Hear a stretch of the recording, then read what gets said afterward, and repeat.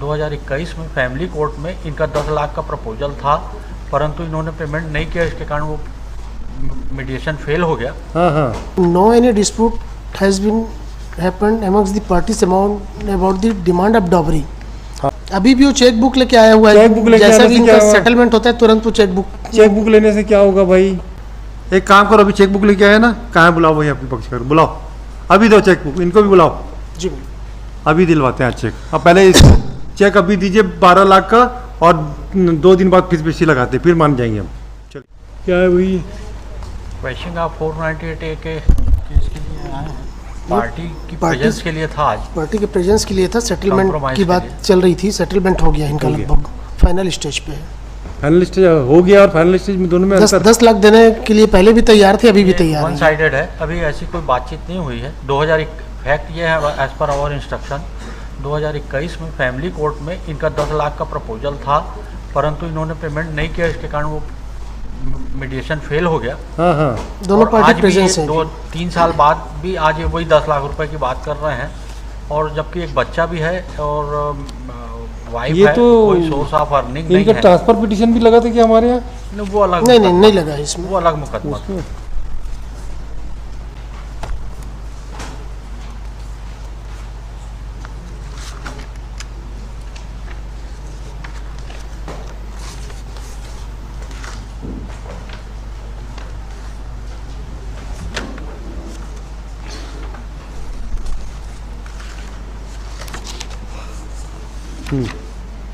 क्या है भाई mister Parasmani,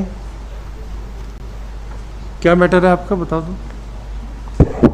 The complainant had lodged FIR against the husband, mother-in-law, auntie, and maternal uncle, and both the married sisters of the applicant.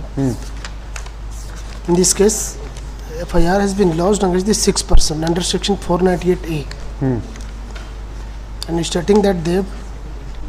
What is the law? What is the law in this regard? When the High Court should exercise its power under 482 to interfere in the this FIR, questioning of the FIR? But what is the material for this court to record a finding?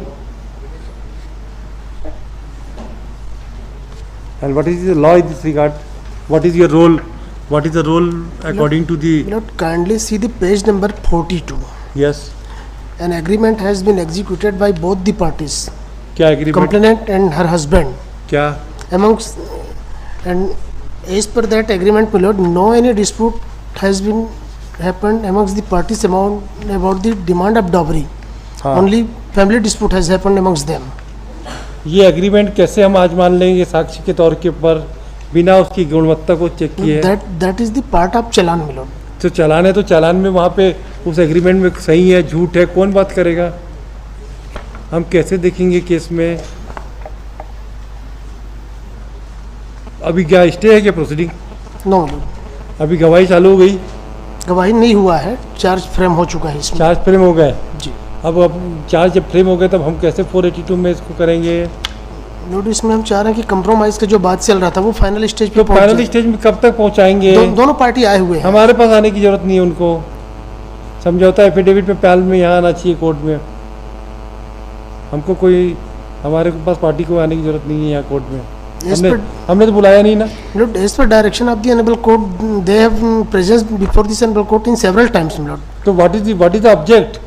कोई अभी तक achieve नहीं हो रहा है तो कोई मतलब नहीं है। फिक्स रेट जब देते हैं तो ये कंप्लेनेंट आती नहीं है, फिर ये टाइम लेते हैं, रिप्लाई के लिए टाइम लेते हैं, ऐसा करके 4-5 बार से वाजपेयी साहब भी टाइम ले रहे हैं। तो क्या उससे टाइम लेने से हमारे यहाँ नहीं चलेगा? आप ये बताओ कि क्या मैटर है और कैसे इसको खत्म करना है, ये बताओ। चलो, नहीं तो मेरिट में आर्गू करो। दोनों पार्टी आए हुए हैं, सेटलमेंट की इनकी बात चल रही थी। तो बातचीत कब तक चलेगी?